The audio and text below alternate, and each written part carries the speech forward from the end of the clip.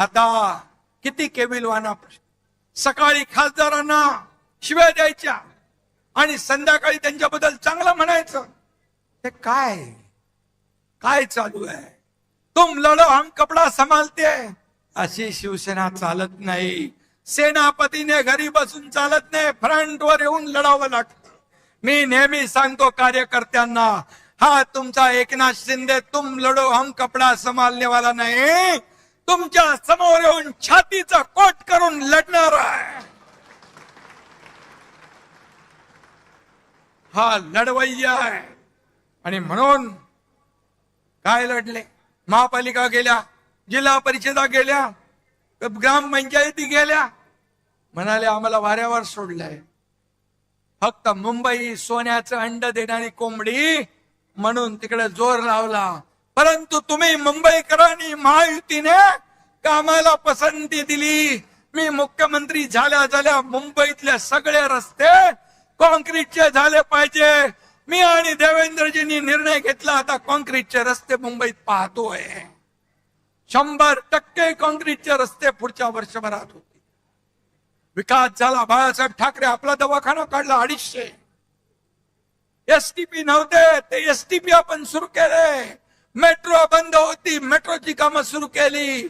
Coastal road सुरू केला, अटल सेतू सुरू केला, समृद्धी महामार्ग सुरू केला, सगळं सुरू केलं. आणि त्यामुळे मुंबईकरांनी भरभरून महायुतीचा विजय केला. आणि ज्यांनी 25 वर्ष मुंबईला सोन्याची अंडी देणारी कोंबडी म्हणून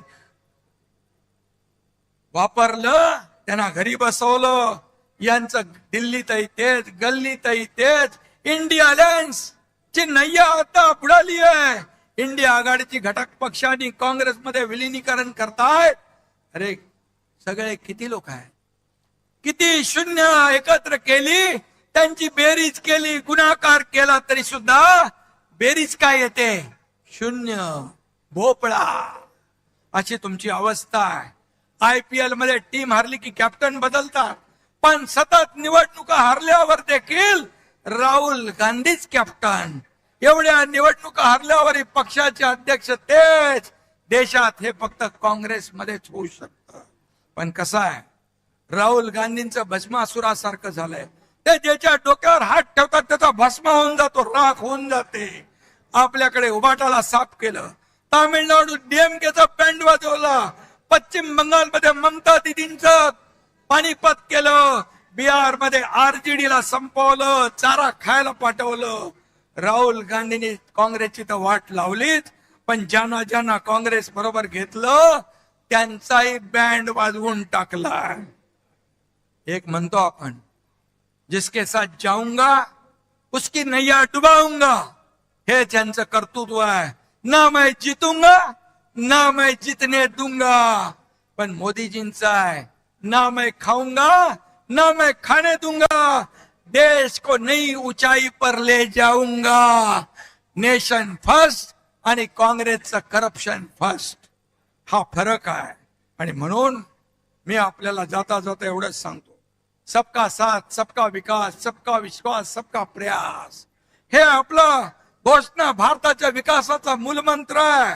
जेव्हा देश आपल्या स्वातंत्र्याच्या शतक महोत्सव साजरा करेल तेव्हा विकसित आणि आत्मनिर्भर भारत म्हणून भारत जगाचं नेतृत्व करेल. तो दिवस काय असेल हे विजन पूर्ण करण्यासाठी शिवसेना आणि NDA, शिवसेना आणि आपण महाराष्ट्र NDA सोबत कायम भक्कमपणे उभे राहू. $5 ट्रिलियन भारताची इकॉनॉमी आहे, त्याच्यामध्ये एक नाही 1.5 ट्रिलियन हे भारताचं महाराष्ट्राचं योगदान देण्यास आपण कुठेही कमी पडणार नाही. त्यामुळे गेल्या 4 वर्षात महाराष्ट्राचा चौफेर विकास झालाय. महाराष्ट्राला सर्वात प्रगत, समृद्ध आणि 1 नंबरचं राज्य म्हणून झालंय. GDP मध्ये नंबर 1, स्टार्टअप मध्ये नंबर 1, FDI मध्ये नंबर 1, इन्फ्रास्ट्रक्चर मध्ये नंबर 1, असा महाराष्ट्र पुढे जातोय. आणि म्हणून राजकारण काय ते चालतच